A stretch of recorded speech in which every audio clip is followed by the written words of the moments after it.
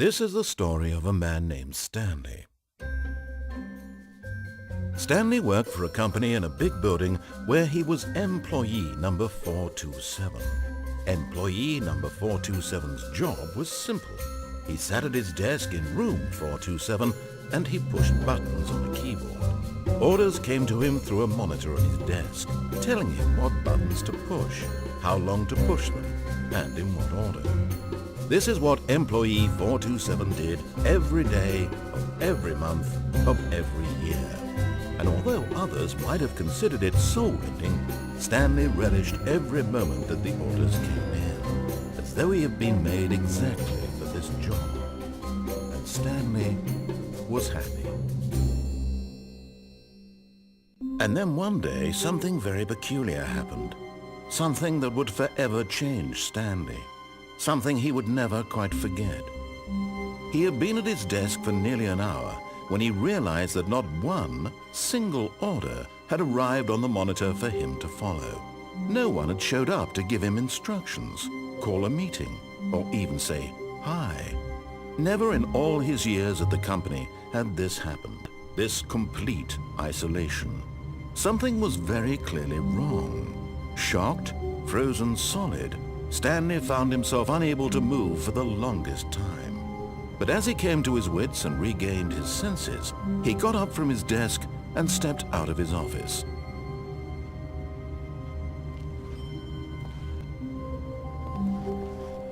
All of his co-workers were gone. What could it mean? Stanley decided to go to the meeting room. Perhaps he had simply missed a memo.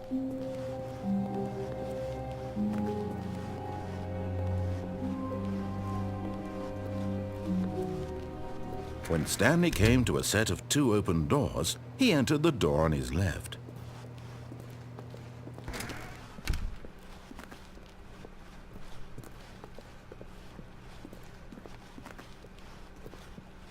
Yet there was not a single person here either.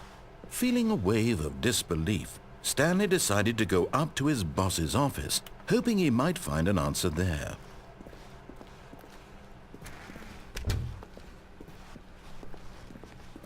Coming to a staircase, Stanley walked upstairs to his boss's office.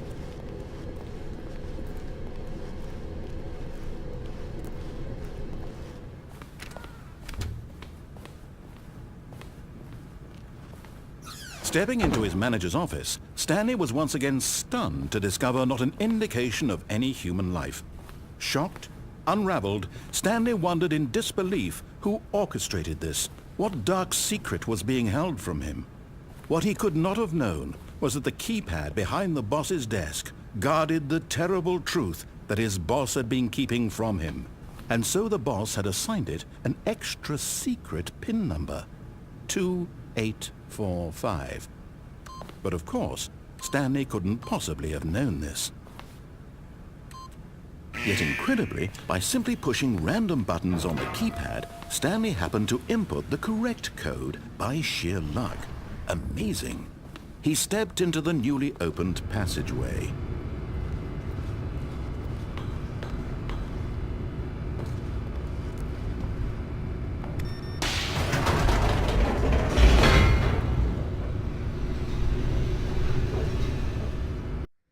Descending deeper into the building, Stanley realized he felt a bit peculiar.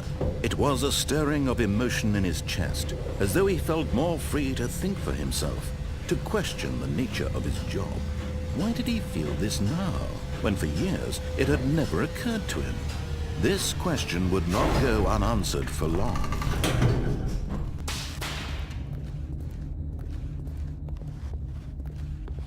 Stanley walked straight ahead through the large door that read Mind Control Facility.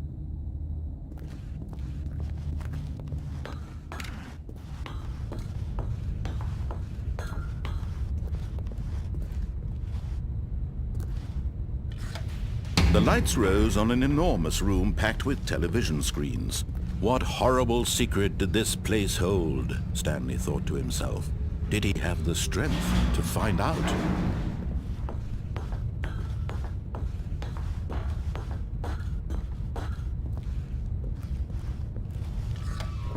Now the monitors jumped to life, their true nature revealed.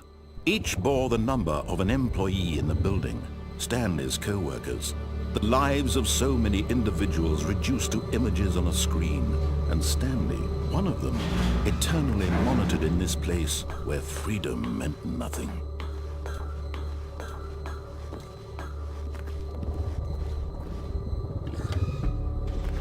This mind control facility, it was too horrible to believe. It couldn't be true.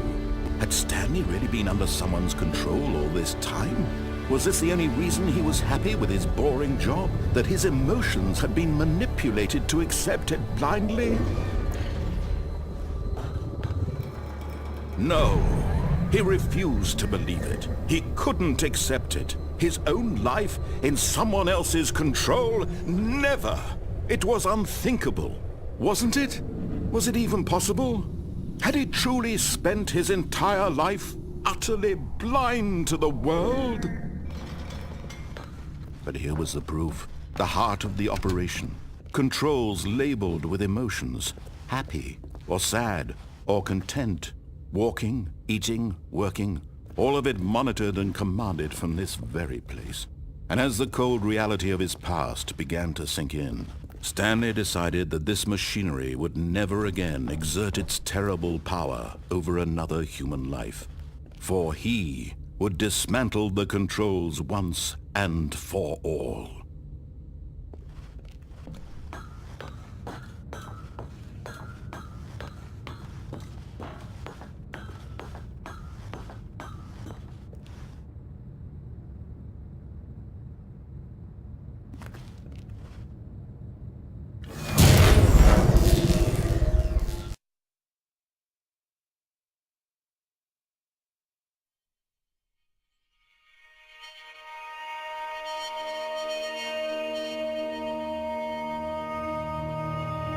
Blackness, and a rising chill of uncertainty.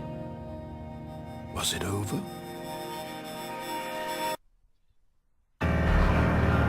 Yes! He had won! He had defeated the machine, unshackled himself from someone else's command. Freedom was mere moments away. And yet, even as the immense door slowly opened, Stanley reflected on how many puzzles still lay unsolved. Where had his co-workers gone? How had he been freed from the machine's grasp? What other mysteries did this strange building hold? But as sunlight streamed into the chamber, he realized none of this mattered to him, for it was not knowledge or even power that he had been seeking, but happiness. Perhaps his goal had not been to understand, but to let go. No longer would anyone tell him where to go, what to do, or how to feel. Whatever life he lives, it will be his. And that was all he needed to know. It was perhaps the only thing worth knowing. Stanley stepped through the open door. Stanley felt the cool breeze upon his skin, the feeling of liberation, the immense possibility of the new path before him. This was exactly the way, right now, that things were meant to happen. And Stanley was happy.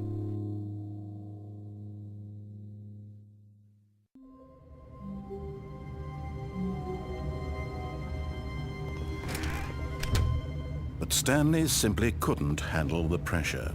What if he had to make a decision? What if a crucial outcome fell under his responsibility? He had never been trained for that. No. This couldn't go any way except badly. The thing to do now, Stanley thought to himself, is to wait. Nothing will hurt me. Nothing will break me. In here I can be happy forever. I will be happy. Stanley waited. Hours passed, then days. Had years gone by? He no longer had the ability to tell. But the one thing he knew for sure, beyond any doubt, was that if he waited long enough, the answers would come. Eventually, someday, they would arrive. Soon, very soon now, this will end. He will be spoken to. He will be told what to do. Now it's just a little bit closer. Now it's even closer. Here it comes.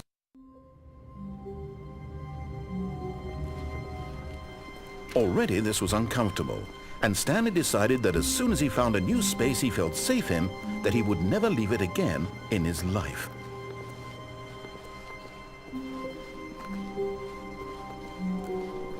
When Stanley came to a set of 2 open doors, he entered the door on his left. This was not the correct way to the meeting room, and Stanley knew it perfectly well. Perhaps he wanted to stop by the employee lounge first, just to admire it. Wow, yes, this room. What a beautiful room. What a gorgeous, gorgeous room. Thank goodness Stanley had taken this detour on his way to the meeting room. Life without having experienced this room was now too horrible even to consider. But eager to get back to business, Stanley took the first open door on his left.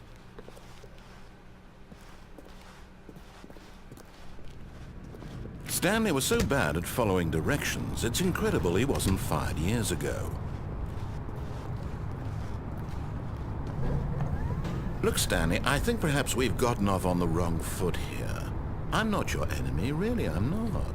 I realize that investing your trust in someone else can be difficult, but the fact is that the story has been about nothing but you all this time. There's someone you've been neglecting, Stanley. Someone you've forgotten about. What? Really?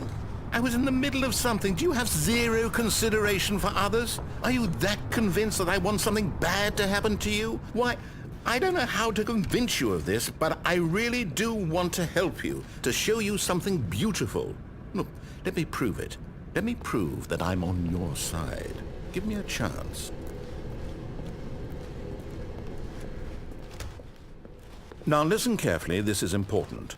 Stanley walked through the red door. Aha, perhaps you misunderstood. Stanley walked through the red door. I still don't think we're communicating properly. Stanley walked through the red door. All right, fine, go ahead, Stanley. You want to know so badly what's out there? You want to find out what lies at the end of this road you've chosen? Well, don't let me stop you.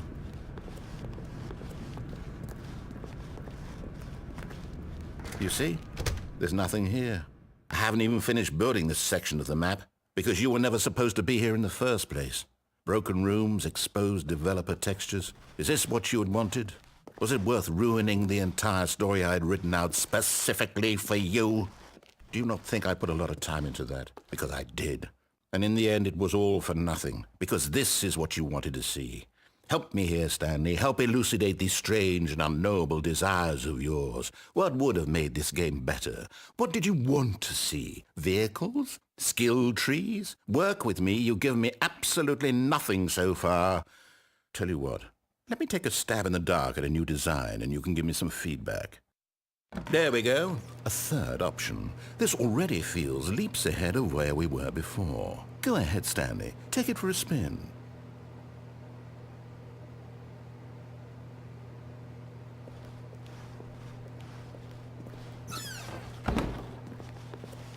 Okay, I'm going to stop you there. Now, tell me about your experience with this new version. Would you say that the game benefited from allowing you more choices? Feel free to be honest. I'm looking for some real critical feedback here. Aha! You see, I knew I was onto something. Where do these flashes of inspiration come from? How did I know the game needed a third door? Well, it's instinct mostly, a calling in your gut. I really couldn't say where the idea came from, except that I felt it in my soul. You can't teach that, Stanley. Don't even try. Here, based on the data from your previous playthrough, I've compiled a new version. And to be perfectly candid, I think I've knocked it out of the park with this one. Let's take a look.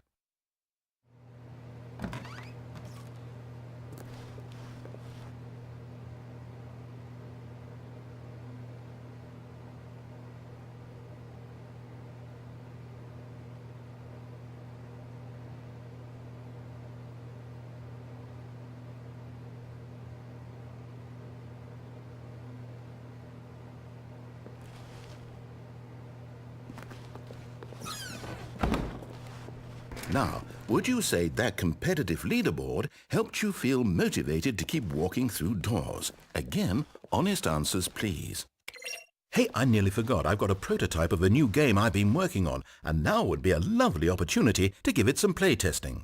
You wouldn't mind taking a look at it, would you? Perfect. Let me boot it up. In this game, the baby crawls left towards danger. You click the button to move him back to the right, and if he reaches the fire, you fail. It's a very meaningful game, all about the desperation and tedium of endlessly confronting the demands of family life. I think the art world will really take notice. But of course, the message of the game only becomes clear once you've been playing it for about 4 hours. So why don't you give it 4 hours of play to make sure it's effective? Be sure to keep notes on your experience.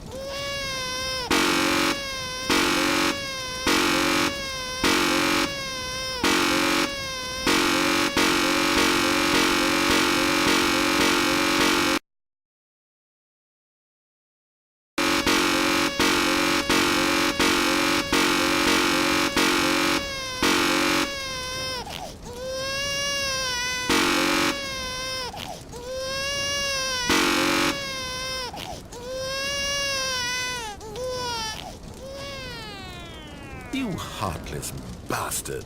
Did you do it because you hate babies or purely to spite me? Because if it's the latter, well, I don't know what to do. I'm completely out of ideas. I can't think of a single thing that might improve the experience for me. I'm not even going to try. I'm out, I'm done. It's over. Thank you for playing. Your input was extremely valuable. Oh, hey, since my game was so awful, why don't we play someone else's game, just to ease the pain? Let's see. What do we have here? Yes, this seems like it'll work. Let's give it a shot. Well, Stanley, is this any better? At last, the one thing you've always desired. A game I had absolutely nothing to do with. But is it enough? Tell me that, Stanley. Will it ever be enough? Well, I'll say this. I'm done making things for you. From now on, I will only create to fulfill a greater artistic purpose. Watch this, Stanley. I'm going to build a house. This will go here. No, here. And then...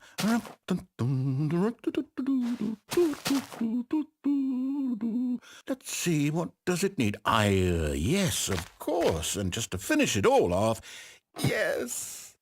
It's complete. I made this, Stanley. Look at it. Gaze upon my work of art and feel ashamed at your own inadequacy. But you've only seen it from the outside. You've only gotten half the experience. Please, step inside and make yourself comfortable. Isn't it grand? Isn't it perfect? It could only be better if... Wait, that's it. We must rebuild it out of diamond. Diamond everything. Yes. Come along, Stanley. We have to go mining.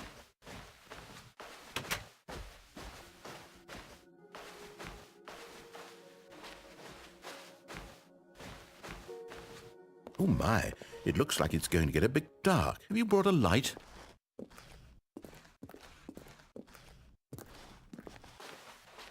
Oh, no. This is far more open-ended than I had in mind. I'm looking for something more narrow and linear. Something that makes you feel utterly irrelevant. This won't do at all. 1 out of 5. Even the diamonds couldn't save this one. Okay, new game.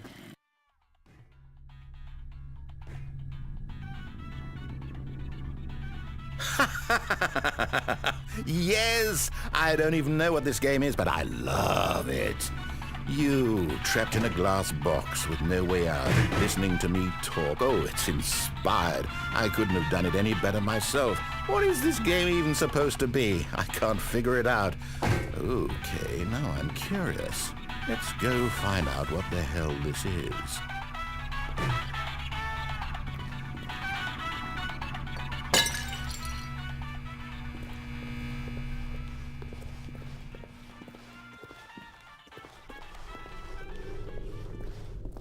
Oh, it's a puzzle.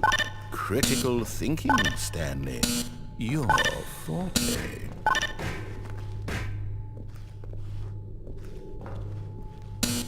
genius. No, actually, you know what? I think that's plenty. I really don't care much to see you stumble through any more of these games, and I highly doubt you're any wiser for the experience. Which is why, rather than continue to waste my time, I'm just going to leave you here. You can pretend you've beaten the game if it makes it any richer for you, but as for me, I've had enough. So...